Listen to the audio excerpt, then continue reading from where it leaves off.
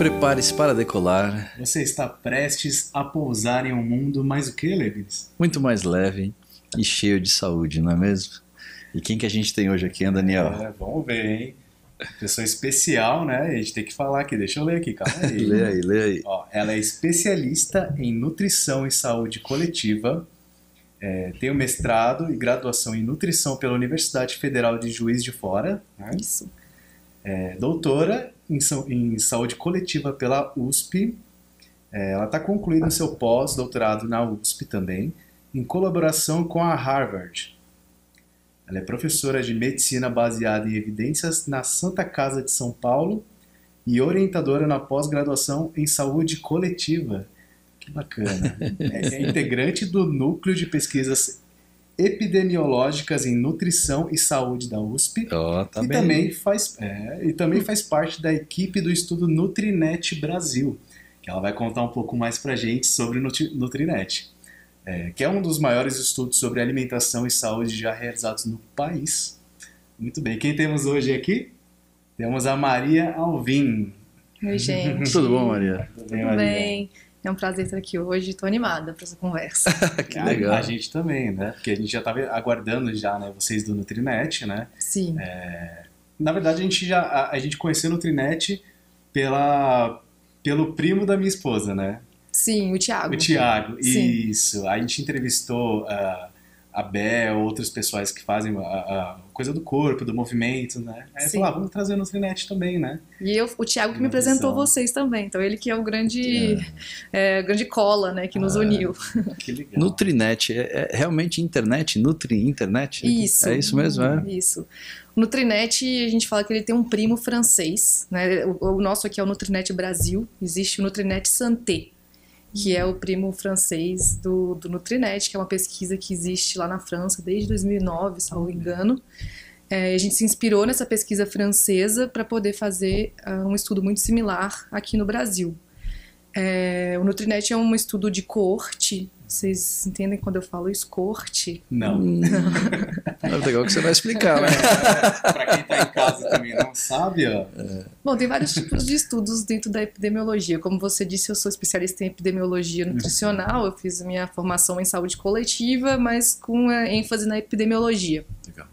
A epidemiologia é uma ciência que estuda os fenômenos quantitativamente, né? A ocorrência de doenças, busca entender o porquê que as doenças ocorrem, onde elas ocorrem, quando e em quem elas ocorrem, né? Então a epidemiologia é um estudo da distribuição das doenças de uma maneira bem geral.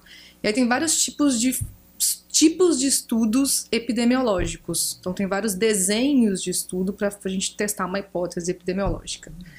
Vocês devem conhecer os ensaios clínicos randomizados, ensaios clínicos, que são os estudos experimentais, que a gente, por exemplo, o clássico de quero testar um novo medicamento, eu vou dar um placebo para uma metade da minha população, da minha amostra, e eu vou dar o meu remédio que eu quero, um remédio de verdade para outra metade da minha amostra, e aí eu vou ver o efeito do medicamento em comparação com o placebo. Esse é um tipo de estudo epidemiológico que é um ensaio clínico.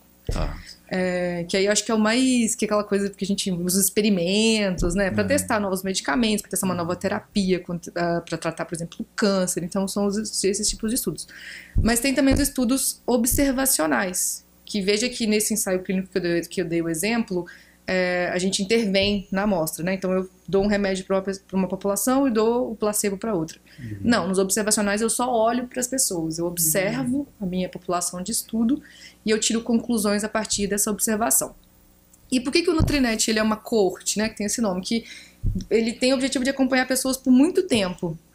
A gente vai fazer 5 anos, a gente começou em 2020, antes da pandemia um pouquinho, e a gente pretende acompanhar muitos brasileiros, pelo menos 100 mil brasileiros, por pelo menos 10 anos. Então, a estudo de coorte é isso, ele acompanha as pessoas no início, né, no tempo de base, que a gente chama, e vai seguindo as pessoas por um longo período, para a gente ver a ocorrência de novas doenças, por exemplo.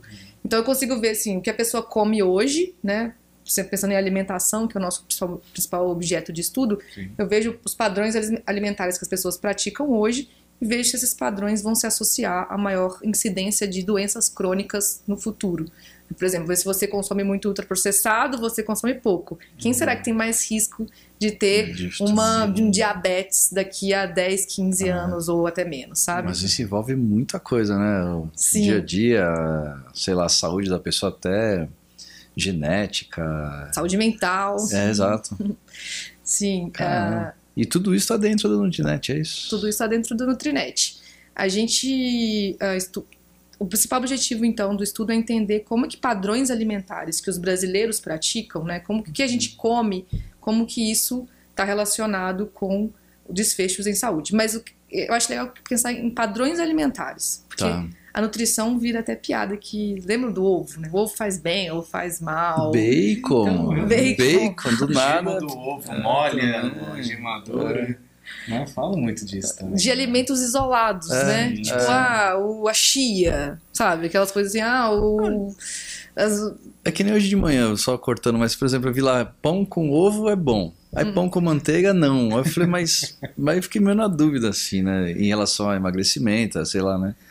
Não é... Pois é, acho que a nutrição por muito tempo, e até hoje, né, dependendo das linhas, né, porque a gente tem várias linhas de crenças e de estudos dentro de uma ciência que é bastante ampla, mas a nutrição por muito tempo ficou focada em alimentos. Aí tinha isso do ovo, né, por exemplo, que eu acho que é um clássico, ou pão faz bem, faz mal, pão é o grande...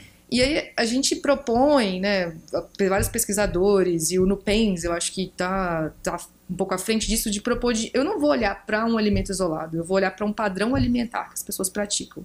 Porque, tá bom, você come o pão, mas e aí, que você come o pão com uma fruta, ou você come um pão com Coca-Cola, e depois dessa Coca-Cola você toma um milkshake, sabe? Sim. Ou você come o pão com suco de laranja e uma fruta, e depois você vai comer arroz com feijão na próxima refeição. Então a gente tenta olhar para padrões alimentares praticados pelas pessoas, verdadeiramente praticados, né? E muitas vezes padrões tradicionais. A gente tem uma cultura alimentar no Brasil extremamente diversificada, extremamente interessante, né? E aí a gente vai ver se esses padrões alimentares que o brasileiro pratica, eles estão relacionados ao desenvolvimento de doenças crônicas. E a nossa principal hipótese que a gente quer testar, mas a gente não esgota essa hipótese, é que os ultraprocessados, né, que são os alimentos embutidos. A característica dos ultraprocessados é que eles são alimentos que têm aditivos cosméticos na sua composição. O que é isso? É a maquiagem da comida, né? É o aromatizante, o saborizante, o texturizante, o corante, o emulsificante. São alimentos que não têm nenhuma característica nutricional e estão ali apenas para dar alguma característica sensorial, para aumentar o gosto, o sabor, a cor, para ficar mais interessante, né? Eu sempre dou o exemplo um ultraprocessado clássico, é o salgadinho de milho. Pensa neles sem os aditivos. Eles seriam uma coisa esquisita de milho. O meu filho come um de arroz lá que é um negócio de isopor, a gente brinca, né? Não tem gosto de nada, né? Mas eu não sei se esse é ultraprocessado. Talvez Não, mas a comparação, né? Porque você pega um desse daí cheio de tempero, você pega outro e fala... Exato, aquela cor fosforescente, né? Esse de arroz, acho que falou que é mais saudável, né? Então, a gente compra, mas E como que a gente descobre? Né? A gente sabe, né? Lendo a lista de ingredientes. Nunca li. É pequenininha a letra, né? Eles não ajudam a gente também. Meu filho come faz tempo, hein? Que olha, eu já tô com remorso aqui. Chega em casa hoje e dá uma olhada. Não vou nem ler isso aí, não. Péssimo pai, né? Não, imagina. Não vamos criar esse Mas você falando disso, eu lembrei muito daquele clássico do lanche que nunca apodreceu, né? Sabe? Né? Que é ultra processado, ultra conservante, e ele tá lá vivo faz 20 anos. Exatamente. Pois é. Os ultraprocessados também têm conservadores e tem um monte de química, né? Então é isso que a gente tem compreendido, que faz muito mal para a saúde. São esses ingredientes químicos, sintéticos, que não fazem parte da nossa evolução, do nosso organismo, né? E isso tudo causa um grande estresse para o nosso corpo. Porque a nossa microbiota intestinal, por exemplo, nossas bactérias boas que estão no nosso intestino, elas são atacadas por esses compostos químicos adicionados aos alimentos, né? Então a gente voltando lá para o Nutrinet, né, a gente está vendo sim dentre várias coisas que dão para estudar, mas acho que o que eu estou estudando agora, por exemplo, é o quanto que uma dieta rica em ultraprocessados vai estar relacionado com o ganho de peso dos brasileiros. Aí você disse, né? Ah, mas tem várias coisas, não é só comida, tem o estilo de vida, tem o álcool, tem a atividade física, tem a saúde mental, tem o sono, tem... A gente considera tudo isso na nossa pesquisa. Então como é que a gente faz a pesquisa? A gente faz uma análise de dados, né? Então a gente analisa os dados que a gente coleta dos voluntários do Nutrinet e aí a gente cria modelos estatísticos que são ajustados, modelos que são apropriados, e a gente estuda muito como fazer essa modelagem mesmo. E aí a gente testa a associação do alimento com o desfecho de interesse, né, que no caso é o ganho de peso, do meu estudo mais recente, e a gente controla pelas outras muitas covariáveis que a gente chama. Então eu consigo ver o efeito do ultraprocessado no ganho de peso, independente de se a pessoa fuma ou não, por exemplo, se faz atividade física ou não. Então a gente considera todos esses comportamentos na hora de a gente fazer criar nossas estimativas e afirmar os riscos ou as proteções dos diferentes padrões alimentares. E essa captação de informação é pela internet, é isso? Exato, é pela internet. E aí vocês fazem uma coleta ou eu posso ser um voluntário? Você não é ainda? Eu não, então.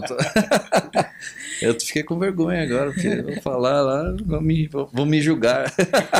Imagina, a gente tem, inclusive isso é um ponto importante, a gente tem um acordo ético muito importante, né, de que a gente não julga ninguém, a gente não vai saber que essa informação é sua lá, eu não vou lá atrás, a gente analisa os dados em conjunto de forma totalmente anônima, né, então fique tranquilo quanto a isso, ninguém vai te julgar. Ai, faço churrasco todo dia e cerveja. Caramba. Isso faz parte, né? Maria, vamos começar aqui. Você tinha um sonho, né, de ser cozinheira. Como que tá isso hoje, né? Levando ao que você faz hoje, né? Essa coisa de cozinheira, tem alguma influência ainda hoje? Acho que sim, tem. Acho que eu nunca abandonei meu gosto pela comida, pela gastronomia, pela alimentação. Então, eu desde criança, eu sou mineira, né? Mineiro também tem uma coisa da cozinha, né? Que tá ali, com o coração da casa. A gente se encontra para conversar e na cozinha. E uma família de gente comilona também, então a gente sempre gostei muito de comida, de falar sobre comida, de comer, de pensar na comida e eu falava desde criança que eu queria falava que eu queria fazer papá, não sabia nem falar direito, já falava que eu queria ser cozinheira. Mas aí quando chegou na época de vestibular, né, minha família tem muito médico.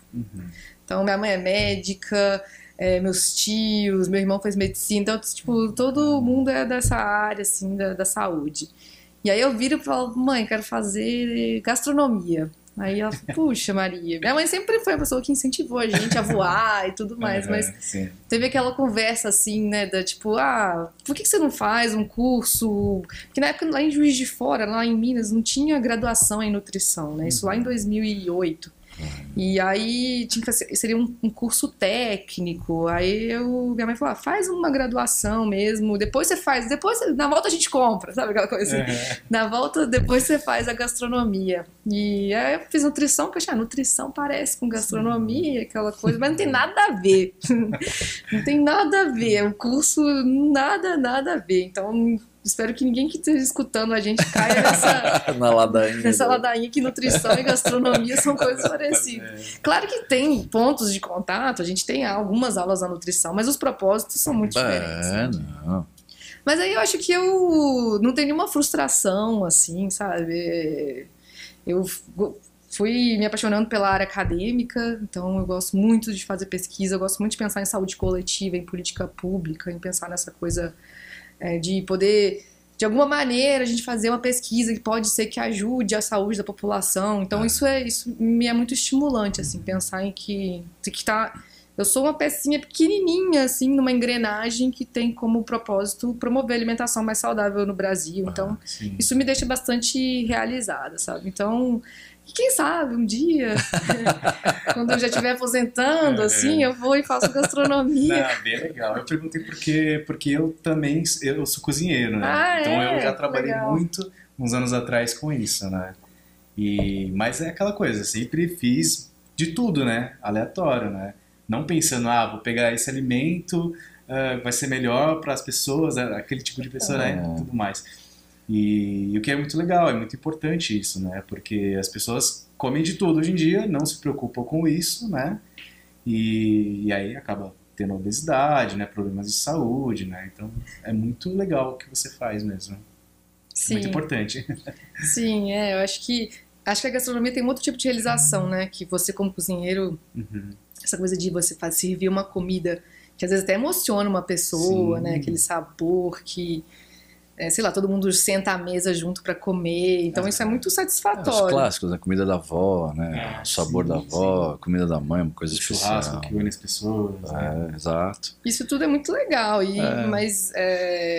E eu continuo gostando dessa parte, mas você largou a gastronomia? Você não é mais cozinheiro? A vida seguiu outros caminhos, né? Mas sempre gostei. Eu e minha esposa, né? Eu cozinho em casa, ela também, a gente gosta bastante.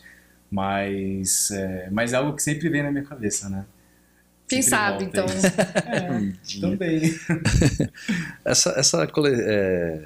Quando vocês coletam os dados, você falou um pouco de comida, né? De vocês, né? E tem uma parte de a galera mais pobre, a galera mais rica, vocês têm essa divisão também? Consegue ver isso dentro dessa coleta de...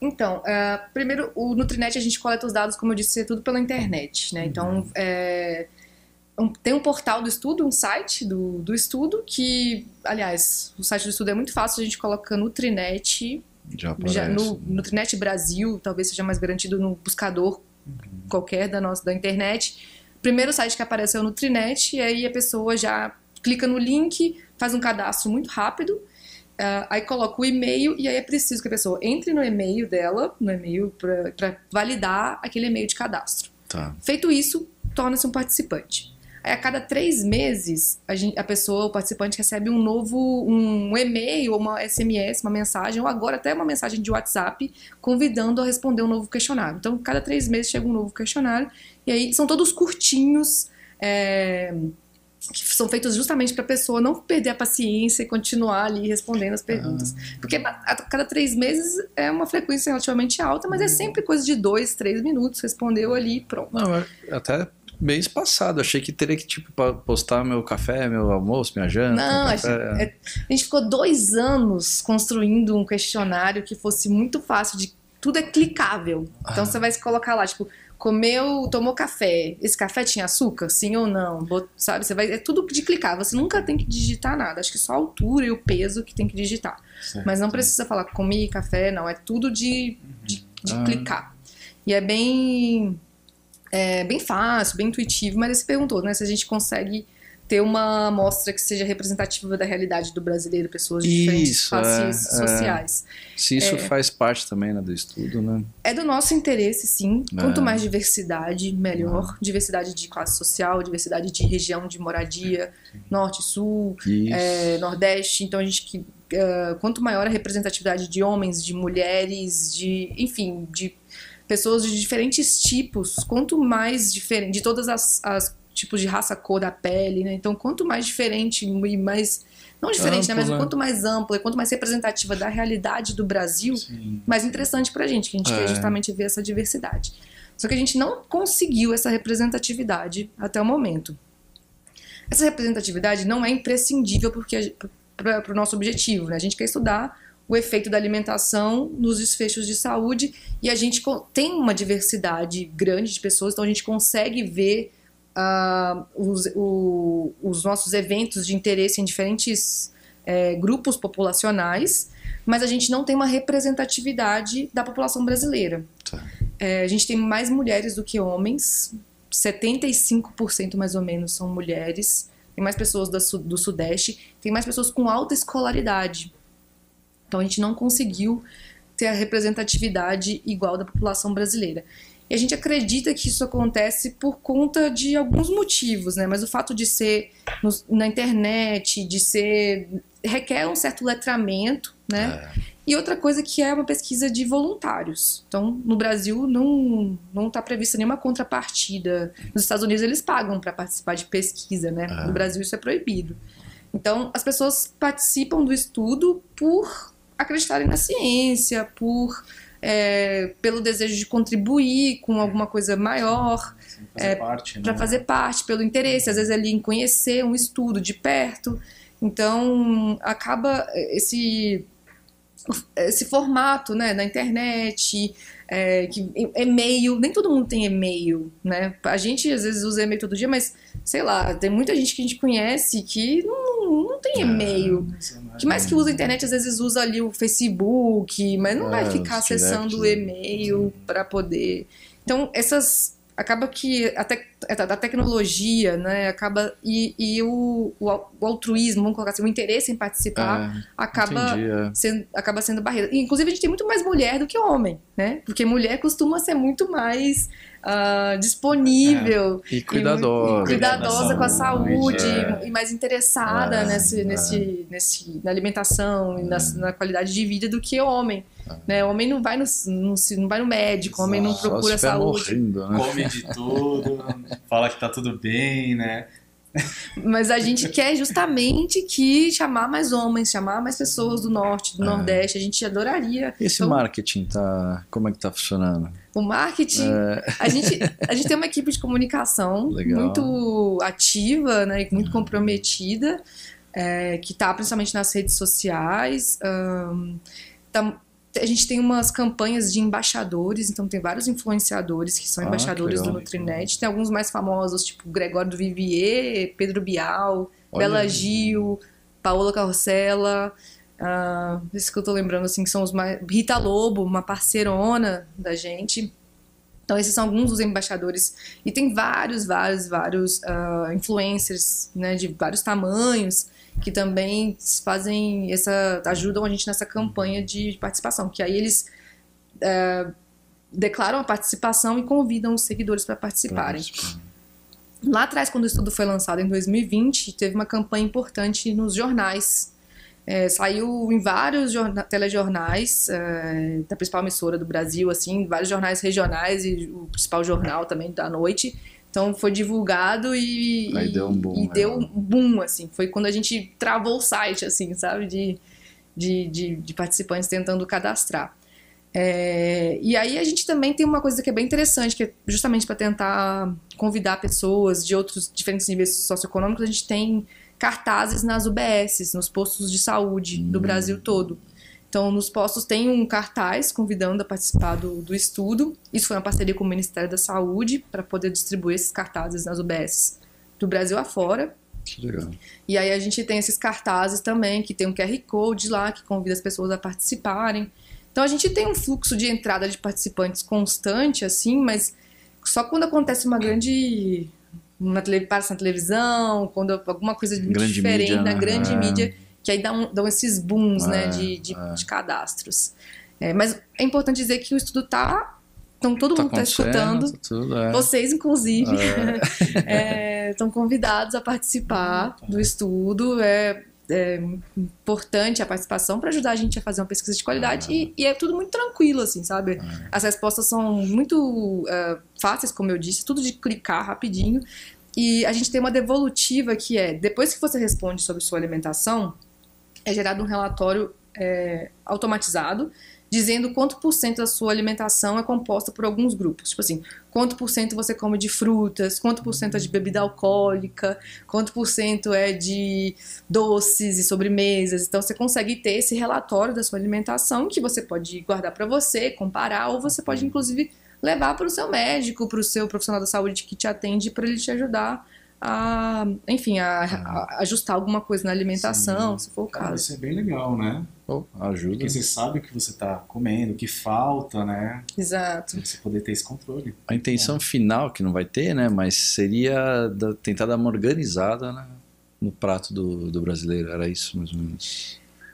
Sim. Acho que o objetivo final, assim, eu acho que seria esse, mas por meio de políticas públicas, né? Então a produção científica, né, ela é muito... mas cortando, né, no caso, barrar condimentos, seria mais nessa... Isso, a gente, por exemplo... Não ajudar quem não come, por exemplo, é isso? Depende.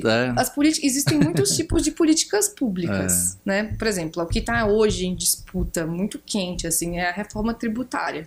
Vocês estão acompanhando. Então, existe a possibilidade de taxar alimentos ultraprocessados. Isso. Os refrigerantes está assim, taxa, não taxa, taxa, não taxa. E até agora, quando eu vim para cá, o refrigerante ainda diz que vai ser sim taxado. Né? Então, e por que eles vão taxar o refrigerante? Porque vários estudos que já foram realizados, como o Nutrinet, está sendo agora, ou em vários estudos de vários países, enfim, existe um escopo, né, de evidências que vai dizer que o refrigerante faz mal, isso já é tá no senso comum, né? Então, que desdobra nessa política pública que é de você taxar o refrigerante para você dificultar o acesso a esse produto. Da mesma forma que o cigarro é taxado, né? Sim. Cada vez o maço de cigarro está mais caro para que isso seja uma barreira para o consumo. E é uma política de sucesso. A gente sabe pensa nos anos 80, quanto a gente fumava, a gente vê hoje... Nossa crianças, senhora, né? Começava como jovem. Exatamente. A gente que não fuma no restaurante, o cara fumando do lado. No avião. No avião. Eu parei de fumar. Parabéns. Tá vendo? Tô feliz com isso. Você era o cara chato do meu lado. Não pode chegar perto, né?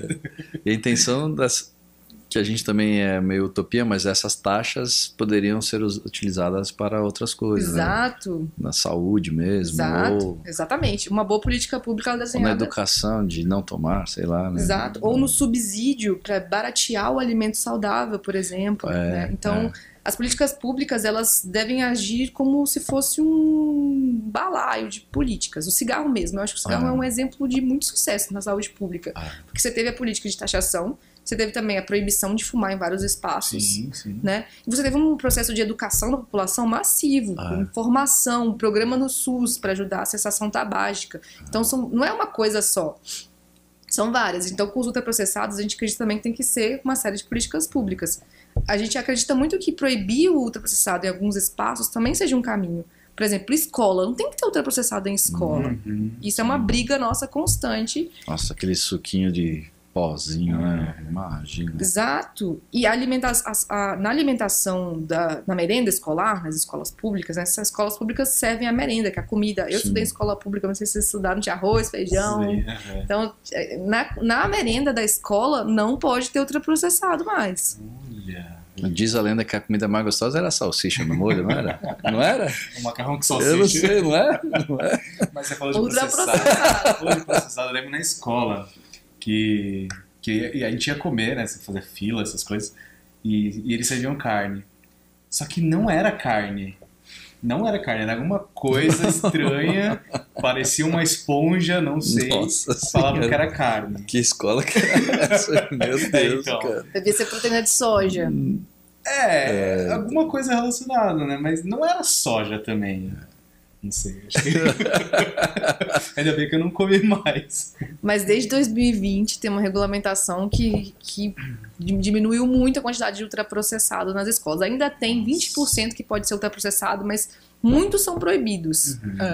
Salsicha, por exemplo, não está mais na merenda escolar. Não tem mais, né? Não está mais. Mas tá certo no final. Eu gosto de cachorro-quente, mas não dá, né? Para as crianças, toda hora.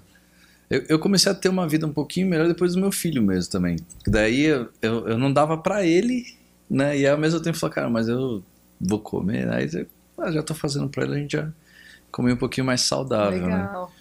E teve um caso também muito engraçado. Uma vez a gente tomando Coca-Cola, né? Assim, e o meu sobrinho. Ele, quero. Aí meu irmão, né? Pai, né? Não, isso aqui é veneno. Mas a família inteira tomando veneno, né? Exato. Ele o único que ia sobreviver. Só é veneno pro pequenininho. Então a educação já é errada, né? Sim. Entendeu? Então a gente já tá consumindo, aí a criança vê que quer não pode que é veneno. Mas como veneno, cara? Se você é que lógico, a criança não tem discernimento de entender, né? Mas você falou é muito importante, né? A gente proteger o exemplo para a criança e proteger ela, né, nos diferentes ambientes. Exato. Então, assim, a política pública...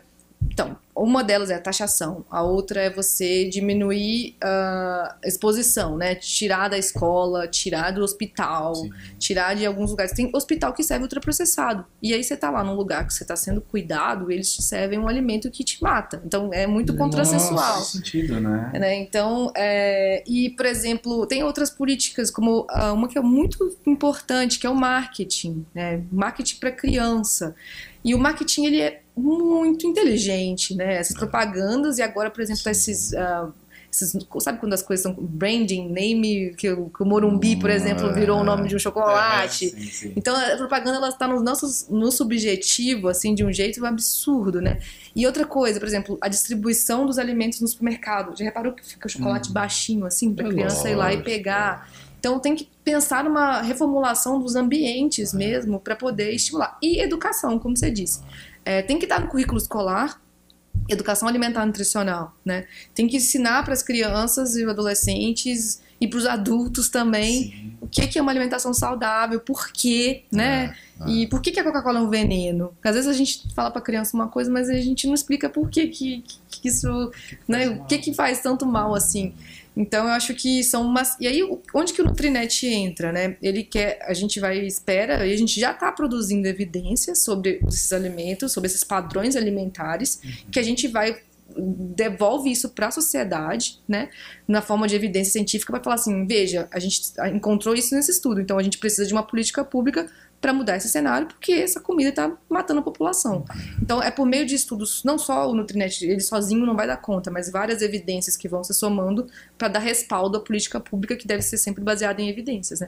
A política pública não pode sair da nossa cabeça, eu acho que cloroquina ajuda na Covid. E aí a gente vê o que deu, né? Então, as políticas públicas têm que ser baseadas em evidência sempre. E tem um contraponto que eu pensei agora, por exemplo, minha avó, ela criava galinha, e ela matava a galinha, despenava e não sei o que. A gente não, a gente vai no supermercado e já pega a bandejinha, o corte que você escolhe, né? Na teoria, o certo seria a gente retroceder nisso, né? Criar a galinha, né? Entendeu? Porque como é que a gente vai, né, colocar isso, né? A saúde de volta sem ter que fazer, né? Sem ter que plantar, por exemplo, né? Isso é uma coisa bem difícil também, né? Porque né, o processo natural. Porque acabou, agora são as indústrias. Não vai comer qualquer coisa, vegetais, agrotóxico. Então... Como é que briga contra isso? Isso aqui, Então, mas é que eu acho que a gente pode... A ideia não é voltar lá aos primórdios, né? A ideia é que a gente conseguisse usar a tecnologia a nosso favor. Isso, né? Então, eu acho que é tudo uma questão de interesse político e econômico, né, principalmente, porque... ok, eu não vou... Não cabe na nossa vida mais. A gente tem... A mulher está no mercado de trabalho, a gente tem jornada dupla, tripla, enfim, tem um monte de empecilhos, os custos de vida, o capitalismo, né? Então, que vai engolindo a gente de uma maneira absurda. É claro que a gente pode sim discutir os modos de vida, eu acho que é sempre discutível, mas do ponto de vista, assim, não se espera que a gente volte lá a criar galinha no quintal. Sim. Mas o ideal seria que a gente usasse a tecnologia que a gente tem hoje para criar um modo de produção de alimentos que seja mais sustentável, né? Que a gente consiga criar a galinha de uma maneira que não precisa enchê-la de hormônio, mas que você consiga usar da tecnologia, dos próprios conhecimentos que tem para, por exemplo, na produção orgânica. A gente sabe, tem países que, né, lá na Escandinávia, lá que eles produzem em larga escala alimento orgânico usando tecnologia para isso. Então a tecnologia não precisa ser para criar um veneno mais potente para matar bicho que vai também fazer mal para nossa saúde, mas sim usar tecnologia para criar modos de produção orgânico que vão ser sustentáveis, tanto para o transporte de alimento, tanto para a criação de animal, né, tanto para processamento de alimentos, né? Porque tentar criar maneiras de produzir o alimento chegar até a gente que façam menos mal para o meio ambiente e para a nossa saúde. Então é uma questão muito de interesse político, eu acho, assim, né? Acho que tem muito interesse do mercado, interesse político para poder... Sim, é uma coisa que já está implantada há muito tempo, né? E é o que para o sistema funciona, né? Mas e para a saúde? Exatamente. E aí a gente volta para uma outra característica dos alimentos ultraprocessados, que eles são produtos, né? Os ultraprocessados, eles são produtos que foram criados para gerar lucro. ultraprocessado não foi desenvolvido para salvar a fome mundial. Ultraprocessado foi desenvolvido para gerar lucro para grandes empresas de alimento. Então, assim, a Coca-Cola não quer salvar a fome do país, né, do mundo. A Coca-Cola quer encher o bolso de dinheiro, porque esse é o desenho do capitalismo e a gente está dentro disso, ok, sabe? Mas eu acho que tem que entender também que os interesses dessas indústrias são lucro, né? Igual a gente... O tabaco, a indústria de tabaco, o interesse é o lucro. Exato, então a gente tem que entender que elas não vão por conta própria, não, eu vou fazer aqui um negócio mais saudável porque eu quero que as pessoas... Não. Essas políticas tem que vir da sociedade civil, acho que também tem uma coisa da sociedade civil, da gente se posicionar, né, contra isso, mas também das políticas públicas. Essas duas coisas têm que andar juntas para tentar modificar os modos de produção, mas é um desafio bem... Não, então, eu tô aqui tentando procurar uma palavra para continuar, mas tá difícil, porque basicamente é uma utopia mesmo, né? Porque porque você vê, na Nutrinet, a gente ficou sabendo, né? Eu fiquei sabendo pelo Daniel, uma coisa tal, um estudo legal, que, sabe, não é tão divulgado, por que não é, realmente eles querem, enfim, aí começa a ir para outro caminho, né? Exato. E se for abrir o leque, né, petróleo, né? Pô, não tem carro elétrico já, né, sei lá. O plástico. Já não tem, entendeu? Uma série de fatores, né?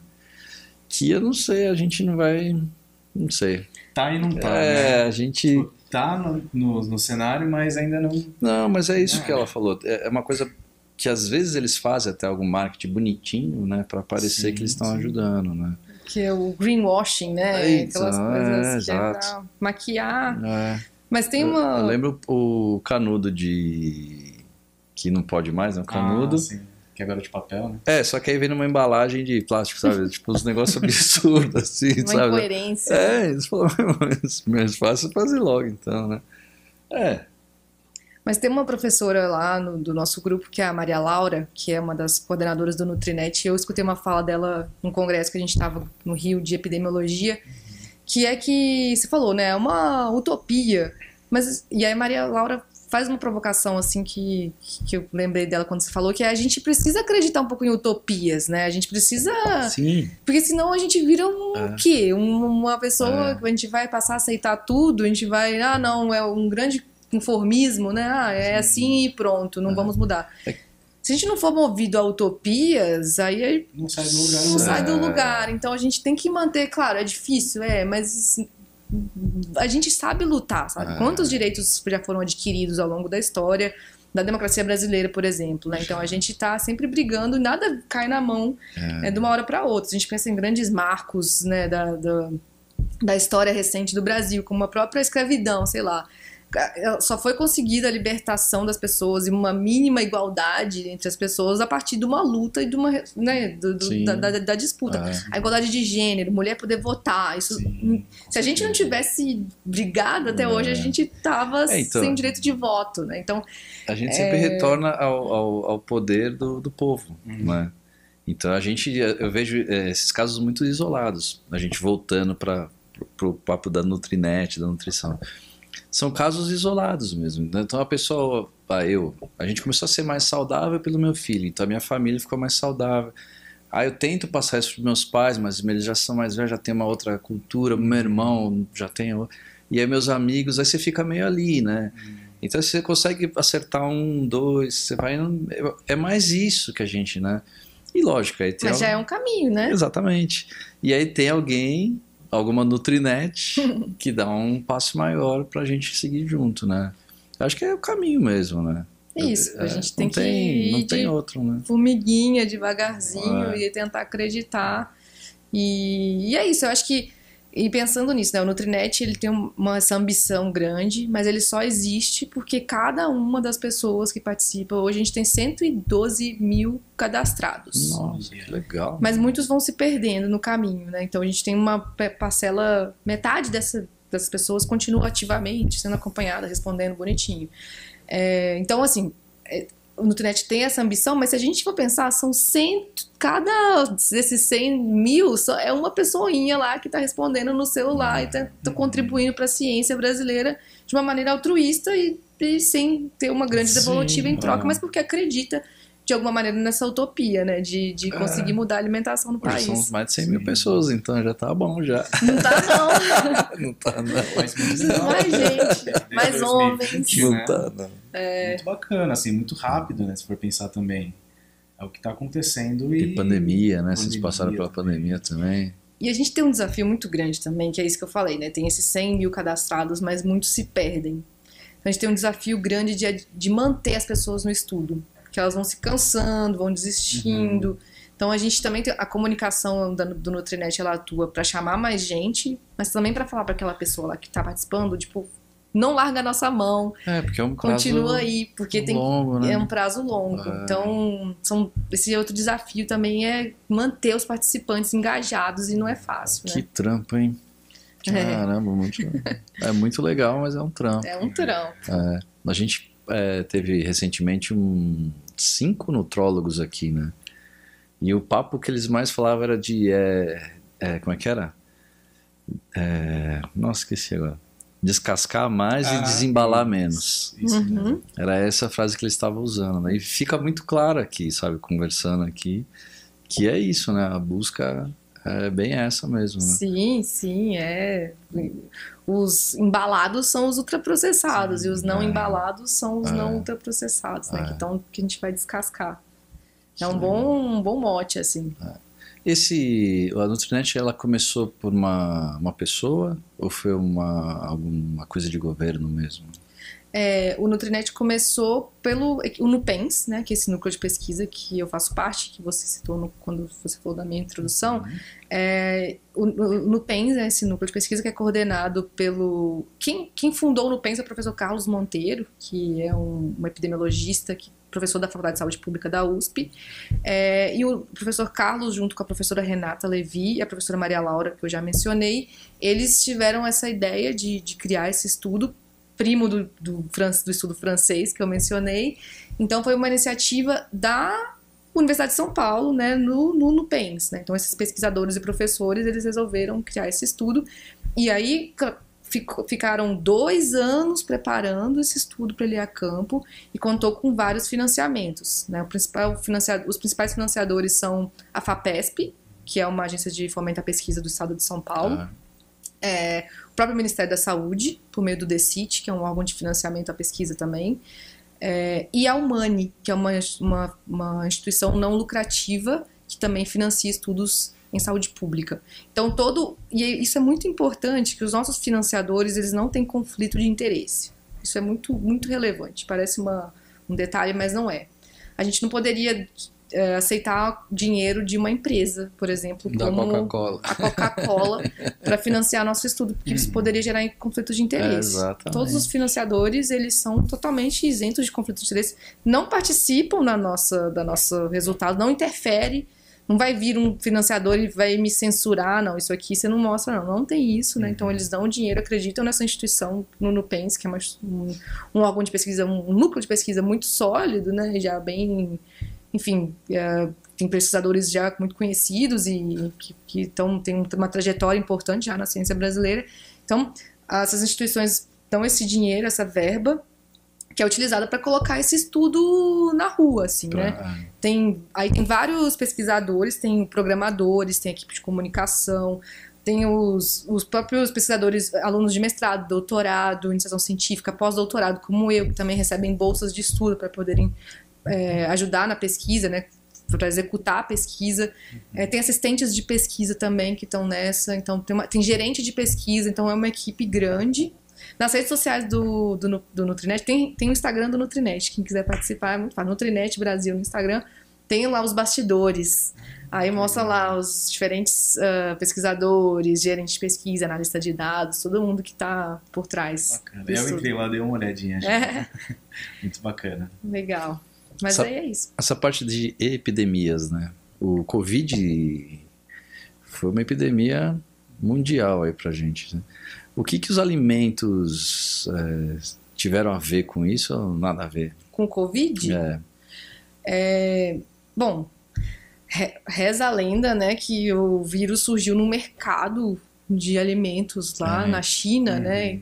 Então, pela contaminação de alimentos. Então, não é muito claro isso, do meu conhecimento, de como é que o vírus ele insurge, assim. Sim. Mas ele pode estar relacionado com a contaminação de alimentos, né? Mas os ultraprocessados, especificamente, o que a gente viu, assim?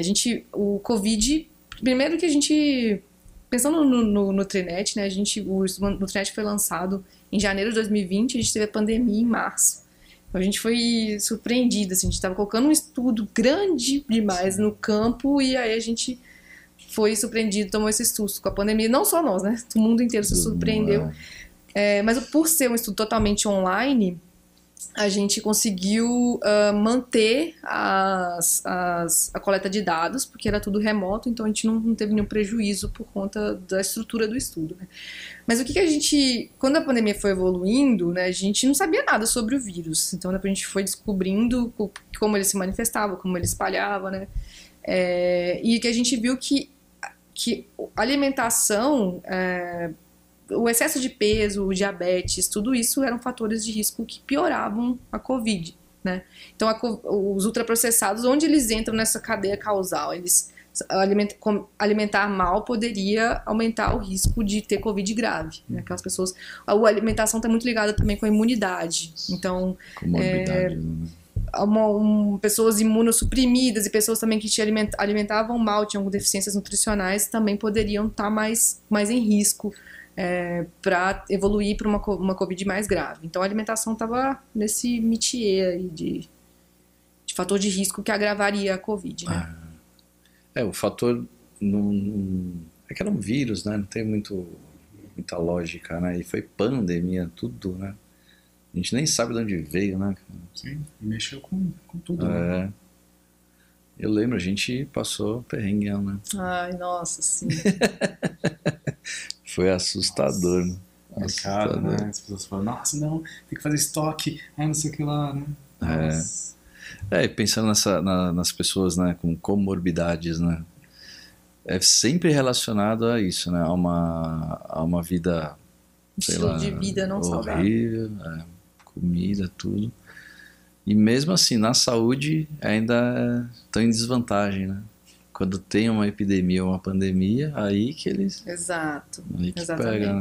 Exatamente. Então aí a gente vê quanto é mais importante ainda ter um estudo desse para as pessoas acordarem, né? Exato.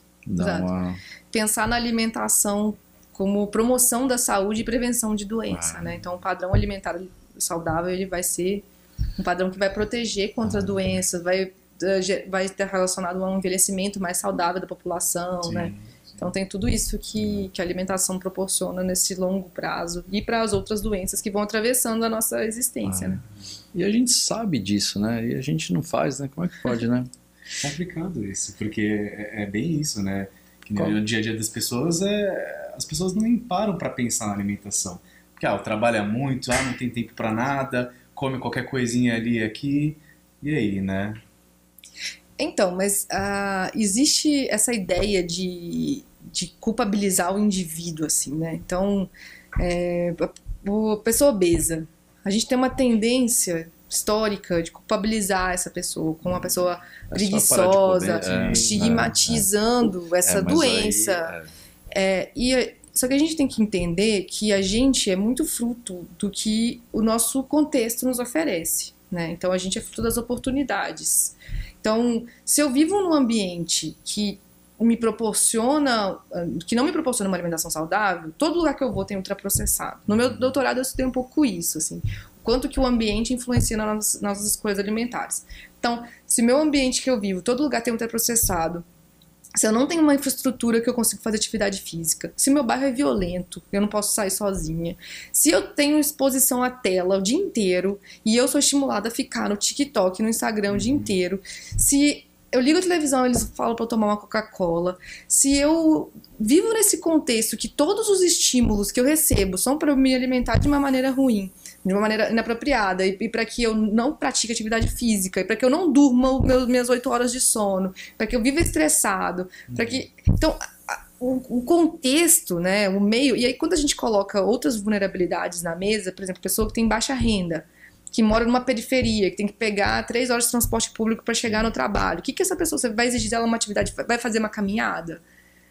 A pessoa tem 2 empregos, 3 filhos para criar e ganha um salário mínimo, vai comprar a bolacha para dar para a criança comer, entendeu? Então, que é o que pode. Então, não é... Então, assim, as pessoas... e às vezes ela sabe que aquilo faz mal, né? Mas os contextos, né? Acho que os modos de vida vão empurrando a gente para um estilo de vida cada vez menos saudável. E aí é isso. Acho que tem que pensar em oportunidades, né? Criar oportunidades mesmo para as pessoas, para elas poderem ter uma vida mais saudável. A gente está discutindo agora a escala 6x1, né? Sim. Então, nessa ideia de que se a pessoa trabalha menos, ela vai ter mais chances de cozinhar em casa, de fazer um alimento mais saudável, de fazer uma compra numa hortifruti, que dê um pouco mais longe de descansar, de passar um tempo com o filho, de ter mais lazer, então, de pegar uma bicicleta e andar, que seja. Então, assim, tem que pensar nisso, né? Então, às vezes a pessoa é obesa, é preguiçosa. Não, olha pro entorno dela. O que é com a vida que ela tá vivendo, sabe? Não tem tempo pra nada. E é isso, e a gente nem entrou nos âmbitos psicológicos e... né, genéticos. Nossa. Se for entrar nessa área, então, aí que você entende mais, né, das pessoas, né? Tá vivendo ali o dia a dia, não para, deprimida, sabe, no emprego, que nem a gente tá falando, no emprego. É um monte de coisa junto, né? Depressão, aí má alimentação, continua má alimentação e isso vai alimentando uma coisa exatamente, outra, né? Exatamente. E aí você come mal, fica mais depressivo, aí fica depressivo, come mal e vai retroalimentando, né? Então, não é fácil escapar dessas. Às vezes a gente tem alguns privilégios que fazem com que a gente seja mais... capaz de alimentar de maneira mais saudável, de ter um estilo de vida mais saudável, mas assim, a gente para pensar, a vida empurra a gente pro junk, assim, né? Total. É isso mesmo. Miojo, eu adoro miojo. Hoje tá fazendo uma propaganda aqui. Não, tem que fazer propaganda de arroz com feijão. Não, o lamen mesmo. Um lamen, nossa, delicioso. Bom, assim... Mas é isso, quanto custa um lamen mesmo se for comprar, entendeu? Aí não é todo mundo que aí vai no miojinho, vai pôr pozinho. Eu gosto de miojo. O pozinho que já entra lá no coração. A microbiota do intestino fica descontrolada. É o que você come e não alimenta. Esse é o pior. Mas é o que ela falou no início. É o sabor, é o cheiro. Sim, na hora que você põe um pozinho, aquele cheiro que vem, você fala, nossa. A propaganda. Não, 3 minutos. Marketing. É tudo isso, sabe? Exatamente, é o marketing e tudo isso. 3 minutinhos você come rapidinho, já estar satisfeito, o cheirinho é bom, o gosto é bom, tudo é bom. E tá ali te matando. Exatamente. Que tá, né? Perdemos, hein? Mudar as informações, né, que são passadas, né? Já perdeu esse patrocinador, hein? Não dá mais pra pedir pra eles. Pedir pros agrônomos. Aí a gente consegue, né? Produtor de fruta. Sim. A gente teve uma menina aqui vegana, que daí ela... A galera falava pra ela, todo mundo acha que eu tenho que plantar a minha comida, né? Tal, não sei o que lá. Porque é um pouco até mais difícil de conseguir comer, né? Assim, mais saudável mesmo, né? No caso dela. Até o veganismo é muito mais difícil, né? E as pessoas vão arrumando jeitos de tentar melhorar a comida. Por exemplo, tem fumaça em pó, né? E aí vira o quê? Então... Ultraprocessado. Pois é. A gente tem uns estudos recentes, eu não participo, mas o grupo lá no Pense tem feito alguns estudos mostrando que os veganos vegetarianos têm comido cada vez mais ultraprocessado. Porque tem sido produzido esses alimentos ultraprocessados veganos e vegetarianos. Análogo, carne do futuro. Sim, 3D, né? Aquilo é... E aí eles estão né? Nossa, estão tirando, como é que é aquela ditado?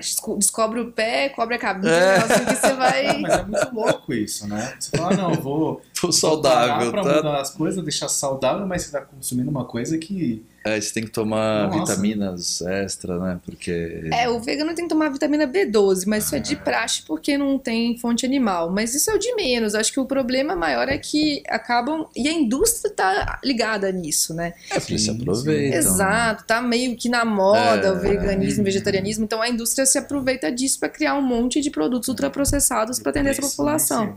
E o preço lá em cima. Mas é claro que existe um monte de veganos, vegetarianos que também aderem a uma alimentação saudável livre de ultraprocessado. Então, muitos, né, que reconhecem que o ultraprocessado faz mal e não é impossível. Tem esses influenciadores que são veganismo periférico, por exemplo, né, que conseguem alimentar de uma maneira barata, comendo alimentos in natura, alimentos sazonais. As punks, vocês conhecem as punks? Punks? Não. O que é? Plantas alimentícias não convencionais. São plantas originárias do nosso meio, assim, que são matinhos, né? Capuchinha, peixinho, o próprio azedinha. São esses matinhos comestíveis que estão na rua, muitas vezes. Enfim, tem essas fontes de alimentos. Tem uma que parece uma uvinha, como é que chama? Uvinha? Cara, o Tico, que é ele é vegano e ele pega na rua, assim, parece... É que nem você tá falando, né? Planta que... Eu falei, é planta, né? Mato. Eu não vou lembrar o nome, depois eu vejo se eu lembro aqui. Mas parece uma uva, assim, na hora que você come, né? Mas é um mato. Então, é um mato. Tem essa galera que tá muito interessada. Punk. Que legal. E o nome é muito divertido também, né? É muito legal. É punk com A, né? P-A-N-C. Então tem essa galera vegana, vegetariana que tá também interessada em uma alimentação saudável, com alimentos locais, uma produção, né, perto de casa. E essa coisa também que eu falei agora que é muito importante numa alimentação saudável é a sazonalidade, né? Que a gente ignora um pouco, que é os alimentos da época. Então, agora, por exemplo, eu sei que a época de... Eu adoro jaca. Jaca começou a época agora, então a gente consegue consumir jaca mais barata. Então essa ideia de a gente consumir coisas que na época natural delas, né? Isso Panetone, né? Fruta. Mas tem frutas cristalizadas, não adianta? Cereja, né? Que vem frutas cristalizadas, né? Panetone é uma comida de época também. Mas... O que vai comer no Natal? Então, é a uva passa aí, vai em todo lugar a uva passa. Agora, se não me engano, manga tá na época, a gente tá vendo manga na rua, às vezes, caída no chão dessas árvores de manga. Então, comer o alimento da época, a gente falou muito sobre custo, sobre acesso, sobre dificuldade de acessar alimentação saudável. Olhar para os alimentos da época, às vezes, é uma forma mais fácil de acessar esses alimentos, né? Que a gente tem essa mania de comer morango, por exemplo, o ano inteiro, que nem um alimento local e nem tem produção o ano inteiro. A gente fica insistindo em umas coisas que não fazem sentido. Enquanto que as punks, por exemplo, esses matos que estão aí, não tem a sua própria época. Isso aqui, aí de novo, a cultura alimentar, a gente não olha às vezes pro nosso entorno e quer comer um alimento que vem lá de fora, vem de longe, né? O lance é a educação, né? Se a gente souber dessas coisas, como faz, como come, aonde e tal, o que pode e tal. Essa educação acho que é o principal mesmo, né? Sim. Começar de criança mesmo ali entender, né? Um estudo para os pais, né? Educação gastronômica... Cultural, acho que conhecer a cultura alimentar, o que tem aqui, o que é da minha terra, né? O que é produzido aqui, o que eu consigo acessar. Porque quanto mais perto o alimento vem, mais interessante é, porque ele fica mais barato, a cadeia de transporte é muito menos poluente, né? Que a gente tem isso também, né? Que os alimentos que vêm de longe, eles estão poluindo no transporte. Você falou do petróleo mais cedo, então... se a gente fosse ensinado ao que é produzido localmente, o que tem no nosso quintal, o que tem no nosso cinturão da cidade, seria uma boa política pública, né? Incentivar esse consumo local, certamente é um caminho interessante. A gente fala com muita gente aqui sobre vários aspectos, né? Mas no fundo é sempre a educação que prevalece, assim, que eu acho que seria a solução meio que para tudo, vai, entre aspas, né? Educação financeira, agora uma educação alimentar, né? Gastronômica, não sei como falar. Mas se essa molecada ensinasse, né? Tivesse esse ensinamento e fosse para frente, daqui uns 30 anos, acho que tá um pouquinho melhor, né? Sim. Outra utopia, né? A educação, né? É o que tem que ser muito mais valorizado no Brasil, né? Os os professores. Eu gosto de comida japonesa, por exemplo. Mas faz mal também, não faz não? Shoyuzinho? A cara dela. A cara dela. O shoyu, o shoyu tradicional não é ultraprocessado. Mas hoje a gente vai no mercado, a maioria dos molhos shoyu são ultraprocessados.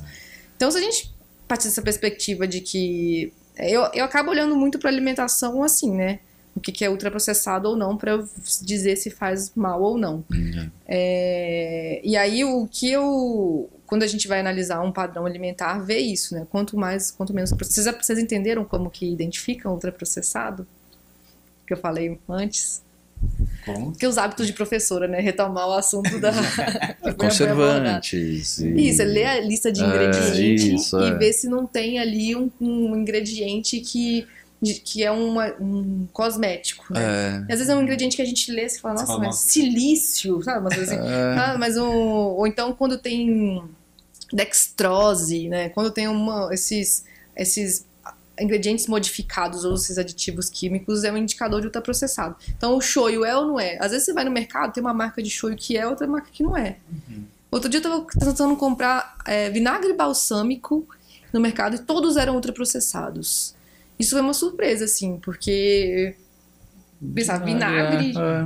E hoje em dia tem até... Aí, se você procurar muito específico, vai ter uma versão que não é ultraprocessada, que não tem nenhum aditivo cosmético na composição. Então tem isso também, né, de alimentos. Eles podiam separar por gôndolas também, né? Podia ter um selo. Exato. Isso é ótimo. Selo, acho que mesmo que tenha, acho que o pessoal... Vocês já viram o selo de alto em açúcar, alto em gordura? Sim, já. Colocaram agora. Isso. Pois é, foi uma briga também Eu acompanhei, né, do pessoal brigando para conseguir colocar esses selos. Já foi um passo bem importante, né, de colocar esse selo nos alimentos, alto em açúcar, alto em gordura e alto em sódio. Então já tem esses 3 marcadores. Mas podia também ter um ultraprocessado, talvez vermelho, assim, sei lá, bem... Igual do cigarro, ver a pessoa morrendo atrás, ver um...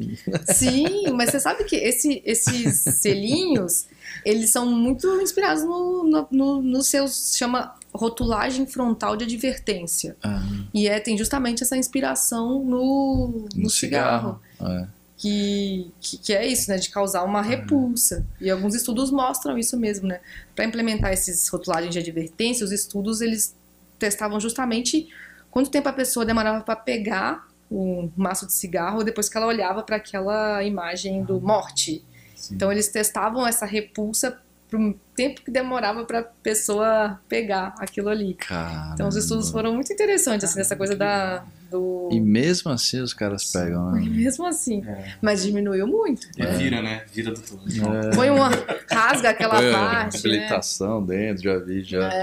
Pensando assim no açúcar e até que a gente tá falando de rótulos e tal, né? Para pessoas, né, doentes, assim, a farinha, o pão vira glicose, né, no corpo, né, e não dá para pôr selo nisso, né, às vezes a pessoa só descobre porque foi no médico e o médico avisa que isso vira, né, então é um pouco da educação não, fora disso também, né. Mas você disse que o pão... Por exemplo, um diabético, né, o diabético não pode comer pão porque a farinha vira glicose no corpo, né, não sei se eu tô falando bobeira, é isso mesmo, E aí é um açúcar, não é? Só que não tem açúcar, ele tá comendo um pão. Então, entendi. Entendeu? Aí, por exemplo, quando vai na padaria, ele vai comer pão e não tem um selo, não tem nada, ninguém nunca avisou. Não, entendeu? Comprar um pão específico, mas... Aí, por exemplo, aí teria que ter lá, olha, você diabético não coma pão, né? Mas geralmente a pessoa que é diabética, ela acaba sendo instruída para isso. Aqui tem isso que você falou, são os carboidratos simples, né? Que a gente... Que o pão ele tem amido, assim como o arroz, o macarrão, que tem o amido que é quebrado em glicose, como cerveja, né? A cerveja, os carboidratos, eles são ricos. Mas aí que tá também. Eu acho que a gente tem que tomar um pouco de cuidado na hora de colocar um alimento como um grande vilão, assim, de novo, sabe? Tipo, o pão é um grande... E às vezes, assim, claro, eu acho que o diabético é outra questão, né? Os diabéticos estão dependentes de insulina. Aliás, tudo que eu tô falando aqui seria uma coisa meio que para alimentação da pessoa sem nenhuma restrição alimentar. Porque cada caso especial vai ter suas necessidades, né? Então, assim, vai ter o cara que é celíaco e não pode nem ver o glúten. Vai ter o cara que é um hipertenso e vai ter que tirar muito sal da alimentação. Vai ter o cara que tem intolerância à lactose, então vai ter outro tipo de dieta, né? Então, mas assim, o diabético vai ter suas especificidades. E aí tem o diabético que é insulino-dependente, que toma insulina lá várias vezes ao dia, e tem o outro que é diabético e só toma um hipoglicemiante, por exemplo. Então, é muito individualizado o cuidado, né? Mas pensando na população saudável e população geral, a gente... tudo bem ter o pãozinho na dieta, né? Tudo bem que tem o pão, só que aí não é tudo bem você colocar um presunto naquele pão, né? Todo dia. Patezinho. Mas o que não é legal, do ponto de vista, né? Se a gente está falando desse meu referencial teórico aqui, que é olhar para o alimento a partir do grau de processamento, o que não é interessante é o pão de pacote, aquele pão de forma empacotado, que aí ele é um alimento ultraprocessado. Mas o pãozinho da padaria, ele não é ultraprocessado a rigor, né? Às vezes a gente até acha uns pães franceses congelados que são ultraprocessados, mas aquilo que a gente compra fresquinho na padaria não é ultraprocessado. A manteiga não é ultraprocessada. Você falou da manteiga mais cedo, que não lembro se você podia ou não podia manteiga. Porque foi uma dieta, né, que pra malhar e tal, né? Aí a Nutri falou, olha, pode comer pão com ovo de manhã, mas pão com manteiga vai te fazer mal. Aí na hora eu falei, mas caramba, na minha ideia, pão com ovo engorda mais, sei lá, na ideia, né? Mas e eu não entendi porque, vou até perguntar pra ela depois. Na manteiga. Na manteiga, né? Não sei qual que era o contexto. Às vezes você tava com colesterol alto, não sei, alguma coisa, eu não sei. Tem que perguntar pra sua Nutri. Mas de uma maneira, se a gente, de novo, parte essa perspectiva de olhar para alimento a partir do grau de processamento, dos padrões alimentares, né? Então, de novo, somos a gente a nossa alimentação é o que a gente come de 7 da manhã a 8 da noite, sei lá, que é aquele monte de coisas, e aí é uma construção de um padrão alimentar. Mas pensando nessa coisa do grau de processamento, a manteiga não é um alimento ultraprocessado. A manteiga é um ingrediente culinário, né? Nessa classificação são 4 grupos. Se chama classificação nova dos alimentos. Né, que, aliás, voltando um pouco atrás, assim, né? Tô falando de ultraprocessado, mas eu não dei o referencial teórico disso. Vocês sabem, primeira pergunta, onde surgiu esse termo, ultraprocessados? Não sei. Tem alguma ideia assim? Não. É que, sei lá, uma indústria precisava fazer muita comida e não sei. Esse termo ultraprocessados surgiu em São Paulo. Foi desenvolvido pelo Nupens, pelo grupo de pesquisa que eu faço parte hoje. Eles cunharam esse termo, alimentos ultraprocessados. E hoje é usado no mundo inteiro, inclusive pela Organização Mundial da Saúde. Então a gente é bom no futebol, mas é bom em ciência também. Mas é o conceito de processar muito o alimento. Exato. Então, não só o nome, mas também, como você disse, o conceito, ele nasce no Brasil, que na verdade nasce essa classificação dos alimentos a partir do grau de processamento. Tá? Então, os alimentos... Porque antigamente... Depois eu volto na manteiga, tá? Eu esqueci. Tá. Antigamente, os alimentos, a gente olhava... Vocês lembram da pirâmide alimentar? Sim. Quando a gente estava na escola, havia a pirâmide, que aí na base da pirâmide eram alimentos, fontes de carboidrato, alimentos, fontes de proteína. Então, era dividido alimentos, fontes de gordura. Então, você tinha isso por macronutriente fonte, que é o principal macronutriente disponível no alimento. Aí você tinha lá, por exemplo, na base, que era os carboidratos, você tinha lá batata doce e cereal matinal, biscoito e arroz. Então, que hoje a gente fala assim, gente, eu não posso botar numa mesma caixinha batata doce e cereal matinal, né, enfim. Então, o miojo estaria lá junto com o macarrão feito em casa. Então, hoje a gente vê que não. E aí foram pesquisadores brasileiros, né, o Carlos, a Renata, a Maria Laura, que eu falei mais cedo, eles olharam para a alimentação do brasileiro e viram que as pessoas estavam comendo cada vez menos ingredientes, assim, primários, né? Pessoas estavam comendo cada vez menos farinha, menos açúcar, menos sal e comendo cada vez mais industrializados.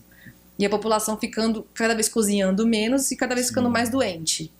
Então, foi aí que eles tiveram sacada, assim, claro que já existia alguns outros estudos, alguns outros indícios, mas eles que tiveram lá em 2009 essa sacada de falar assim, não, gente, tira da mesa esse negócio de olhar para o alimento a partir de macronutriente fonte, a gente vai olhar a partir do grau de processamento. Aí propuseram uma classificação que chama classificação nova dos alimentos, que divide o alimento em 4 grupos. In natura, ou minimamente processados, que são alimentos que vêm da natureza e são limpos. Às vezes o arroz é polido, a carne é removida as partes, a gordura, os nervos, né? Então sofrem limpeza, mas nenhum ingrediente é adicionado. Depois tem os ingredientes culinários processados, que são os ingredientes que você usa para preparar o grupo 1. Então, açúcar, sal, manteiga, azeite, tudo isso você usa para preparar arroz, feijão, carne. Você pega açúcar, junta com uma fruta para fazer uma sobremesa, enfim. Então, tem os ingredientes. Depois tem os alimentos processados, que são alimentos que têm alguma tecnologia já na sua manufatura, mas todos os ingredientes também são dos outros grupos que eu falei. Aí tem o queijo. Queijo é o quê? Sal e leite. Pão francês. Trigo, sal, água. Geleia.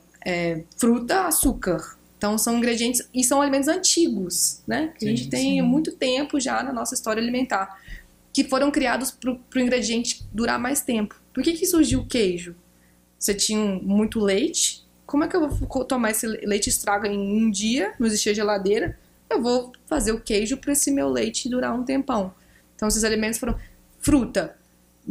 Colhi um monte de maçã. O que eu faço com ela? Vou botar açúcar, vou transformar numa compota, numa geleia para poder comer essa maçã por meses. Então foram esses alimentos antigos que surgiram nessa ideia principalmente de conservar e, claro, dar mais sabor, mais complexidade aos gostos, né? Aí depois a gente tem o 4º grupo, que são... Os ultra. Chegamos nele. Que são os ultraprocessados, que aí eles têm pouco ingrediente lá do grupo 1 que eu falei na sua composição, e tem todos aqueles químicos que eu já comentei com vocês. Então, o salgadinho de milho lá, ele tem milho, mas ele tem muito mais outras coisas no meio daquilo. Então, desde lá de 2009... teve esse momento assim da epidemiologia nutricional que os brasileiros propuseram, chega de olhar para pirâmide alimentar, vamos olhar para alimentação a partir do grau de processamento. Aí passa a nutrição dá uma cambalhota assim, né? E passam a ter vários estudos que começam a olhar para o grau de processamento das dietas praticadas pelos brasileiros. Bom, então esse foi o pano de fundo. Mas fez sentido, assim? Explode a cabeça aqui. Nossa, meu Deus. Só um adendo antes de você falar da manteiga. Eu fui comprar açúcar esses dias e eu fui com um amigo que a gente... Enfim, aí a filhinha da nova namorada dele, não podia comer um monte de coisa. E ela queria um suco específico que era 100% natural. Eu nunca tinha visto, na verdade, nunca tinha prestado atenção, na verdade, né? E eu tomo sucos lá achando que era, né... Tô saudável, né? Aí eu peguei lá 5% de suco, né? O resto... Nossa, já vi. Aí a hora que eu li, eu olhava pra ele e falei, nossa, Lê, a gente tá sendo enganado, não. Aí eu olhava, todos, né? Você fala, deixa de tomar refrigerante pra tomar suco. Então... Né? Tá trocando 6 por meia dúzia. Ou até pior, às vezes, né? Aí esse que ela tomava realmente era 100%, não sei o que lá, até a data de validade era menor, assim, não sei o que lá, né? Suco integral de uva, por exemplo, né? Que aí tem só uva, por exemplo, na composição. E aí a gente se pegou nisso daí, né? Nessa escala aí do ultraprocessado do suco também, né? Exato. Até o suco, até o vinagre que eu falei. Então. E aí a manteiga, como eu disse, é um ingrediente culinário, não é ultraprocessado, então ela faz parte de um padrão alimentar saudável. É claro que você não pode colocar um tablete de manteiga dentro de um pão, não faz o menor sentido, né? E os ingredientes culinários, sal, açúcar, manteiga, azeite, óleo, eles têm que ser usados com alguma moderação, né? Não dá pra... a manteiga não é ultraprocessada, vou comer 2 baldes por dia. Não é por aí, né? Então acho que, de novo, educação, bom senso. Mas a margarina, por outro lado, é um terror, né? A margarina é uma gordura hidrogenada, ultraprocessada, cheia de saborizante, que imita uma manteiga. E ela é um ingrediente barato, restos de uma produção que de repente ganhou as prateleiras dos mercados, mas é um horror, assim, sabe? Até então, aquela que cuida do coração e tem ômega 3 também é essa? Né? Sim, também. Mas ela não cuida do coração? Essa é bem diferente, né? Pode ver que antigamente a Sociedade Brasileira de Cardiologia colocava um selo nessa manteiga que você falou, nessa margarina, né, que você falou, e já tirou o selo. Então, assim você vai evoluindo. E aí a gente volta um pouquinho no que a gente falou do marketing, da mídia e tal, né? A minha mãe adora essa manteiga que cuida do coração dela, né? Tá vendo? Nossa. Aquele iogurte que valia por um bifinho, lembra disso? É verdade. Então, e aí a gente é vendido por isso, né? Exato. Hoje tem muitos meios, né? Assim, até com a tecnologia, você deve ter visto já. Agora não lembro o nome, mas é um aplicativo que você consegue ver o quanto esse alimento é saudável ou ultraprocessado. Sim. Te dá uma numeração. Muito legal. Uma vez eu estava com a minha esposa no mercado e tal, e ela sempre gostou de um bolinho, né? De saquinho, não sei o quê. Aí a gente fala, não, vamos ver quanto que é esse aqui. Aí a gente foi ver. Não pode ver. Era horrível. Não vamos comprar isso. Aí. E achei muito bacana, porque você consegue ver, né, a porcentagem. Para quem não tem muito conhecimento sobre isso. Esse aplicativo chama Desrotulando. Desrotulando. E é muito legal, você consegue ter a nota dos alimentos. Ele lê código de barra e consegue ter essa nota. E é baseado nessa classificação nova que a gente acabou de falar. Considera o grau de processamento para criar esse ranqueamento aí dos alimentos. É bem legal. Isso é bem bacana. Não tinha parado de usar, vou voltar a usar. Né? Eu não, porque depois desanima. Não acredito que você não está sensibilizado até agora. Eu ainda gosto das porcarias. Eu tô meio a meio, tô melhorando. Seu filho tá te ensinando um monte, pelo que eu entendi também, né? Ele tá muito, muito, muito. Aliás, uma coisa que ele gosta muito, a gente fica na dúvida, né? O que são os lactobacilos vivos, né? Que tem naquela bebida. São probióticos, né? Que são bactérias que fazem bem para a flora intestinal, de fato. Assim, quando você tem alguns estudos que mostram isso. Quando a gente tem, por exemplo, uma diarreia, que aí a flora está descompensada, você pode tomar um repositor de flora, um repositor de flora e reconstituir essa flora com bactérias saudáveis. Mas esse que a gente toma, que é docinho, tá cheio de saborizante, então ele já não é, ele é um alimento também ultraprocessado. Para tomar um repositor de flora, você compra um probiótico na farmácia, dilui em água e toma, que tem um efeito muito mais interessante para a saúde. Meu filho adora isso daí. A gente volta para o marketing. Volta para o marketing. O marketing ele é muito inteligente, né? Os estudiosos da publicidade, eles são muito, muito bons em geral, então muito criativos. Vender, Então tem um monte de produto que a gente vai ler na caixa, assim, que é feito em casa, saudável, integral, e você vai olhar, de fato, não tem nada disso. Tem aquelas embalagens que tem um formato de um corpo, assim, os iogurtes que tem, nada disso é por acaso, né? Então a gente vai sendo bombardeado dessas informações que vão entrando no nosso subjetivo, né? No subconsciente, que a gente vai... Aí tá lá comprando uma coisa porque acha que é saudável, mas na verdade é porque você foi convencido de que aquilo faria bem, mas na verdade não, né? Na verdade não, é bom. Ai, vou ter que rever meu cardápio inteiro. Eu acho. Acredito nisso, viu?